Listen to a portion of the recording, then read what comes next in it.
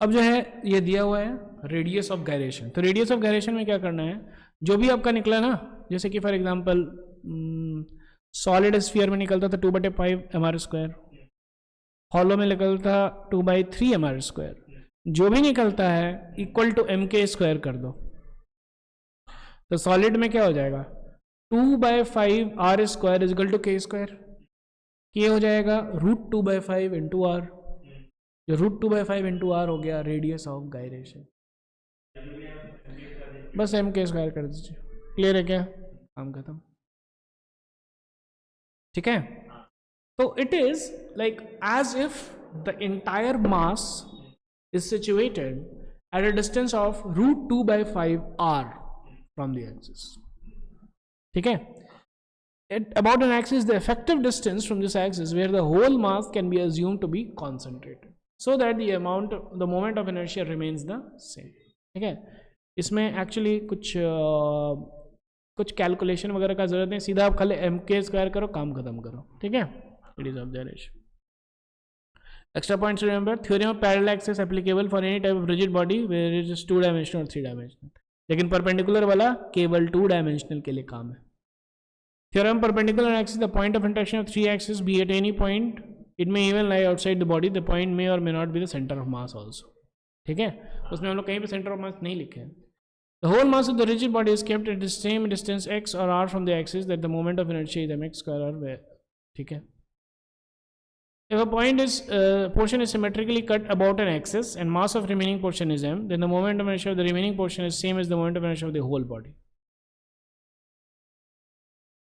Symmetrically cut है, ठीक है, तो इसमें जैसे कि ये इसका भी हाफ mr² ही हो जाएगा।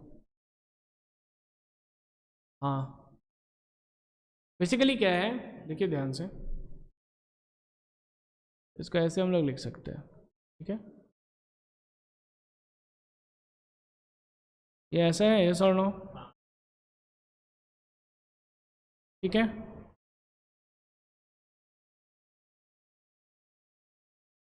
ये हो गया dm1, बाकी हो गया dm2 dm3 वगैरह, सो भी हो, जो भी हो गया। ठीक है ना, इसका जो है ना, अगर पूरे का mr² हो रहा है, नहीं सॉरी, इसमें तो mr²/2 होता है।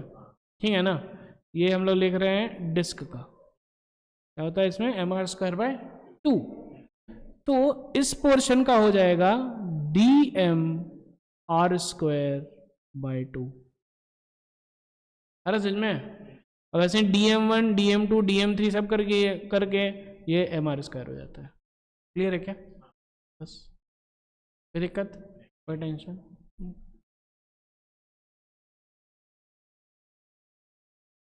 ठीक है, तो ऐसा हो जाएगा। एग्जांपल्स कर लीजिए। 12.1 3 पार्टिकल्स, ये जो है ऐसे रखा हुआ है, find moment of all this particles about x axis. 1 ग्राम कहाँ रखा है, इधर है, 2 इधर है, 3 इधर है। एक्स इसके अबाउट निकालना है, तो इसका तो 0 हो जाएगा, एक्स इसके अबाउट r 0 है, 2 वाले का है 6, तो 2 × 6² और 3 × 3²।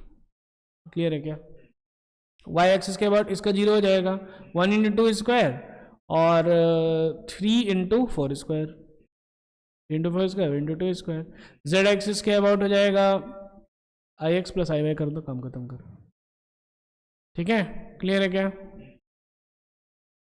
इन as we can see that iz = ix + iy। तो देखो ये 52 था और ये कितना निकला 99, तो इसलिए 151 हो गया। दिख रहा है क्या? 3 रॉड है, ईच मास m और लेंथ l का है, arch join together form an equal triangle as shown in the figure. Find the moment system about an axis through its centre of mass and perpendicular to the plane of the triangle. तो यहाँ से देखो, यहाँ पे इसके about, इस axis यहाँ के अबाउट इसका हो जाएगा ml²/l, इसका भी ml²/l, इसका भी ml²/l। उसके बाद फिर पैरेलल एक्सिस थ्योरम लगा दो, ये कितना होगा ये आपको निकालना पड़ेगा। तो ये कितना होता है, ये 30 डिग्री है, ये हो गया l/2, l/2 होना है, ठीक है ना। तो tan 30 = r/l/2, r निकल गया आपका, ठीक है ना। अब तीनों में जो है पैरेलल एक्सिस थ्योरम लगा दो, काम खत्म करो। r निकल गया आपका l/2√3, तो क्या हो जाएगा, M L square better plus ये इंटू 3 करना पड़ेगा आपको तीनों के लिए, काम खत्म। Find the moment of solid sphere of mass m, ठीक है ठीक है ठीक है ठीक है। यहाँ तो सीधा सिंपल था, सॉलिड स्फीयर है ना, 2/5 mr स्क्वायर, और यहाँ पे r और जोड़ लो तो प्लस mr स्क्वायर, तो 7/5 mr स्क्वायर, √7/5r। क्लियर है क्या, सिंपल सिंपल है। Consider uniform rod of mass m, length 2l, इसका कितना है लेंथ 2l है, विद 2 पार्टिकल्स ऑफ मास। अच्छा अच्छा अच्छा अच्छा, तो बहुत सिंपल है भाई, ये हो गया 2l, तो एम एल स्क्वायर बाय 12 था, लेकिन इसमें l 2l हो जाएगा, तो m into 4l square by 12, तो M L square by 3, M L square by 3 rod का केवल, plus M L square plus M L square, क्योंकि एक यहाँ पे भी एक m है, यहाँ पे भी एक m है, ठीक है ना। M L square by 3 plus M L square plus M L square, तो 3 तो 2 इंटू 3 6 प्लस 1 7। क्लियर है क्या, यही है, क्लियर है क्या। Find the moment of inertia of the rod A B about an axis Y Y shown in the figure, mass of the rod is m and length is l। ठीक है, अब आपको इसमें ये तो इंटीग्रेशन से करना पड़ेगा, ठीक है। तो कैसे करना है इंटीग्रेशन से, हम लोग को ध्यान ये देखिए,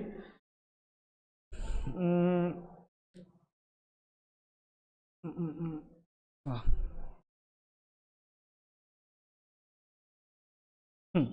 इसमें हम लोग को ये ध्यान में देना पड़ेगा कि हम लोग कैसे इसको देख रहे हैं, ठीक है,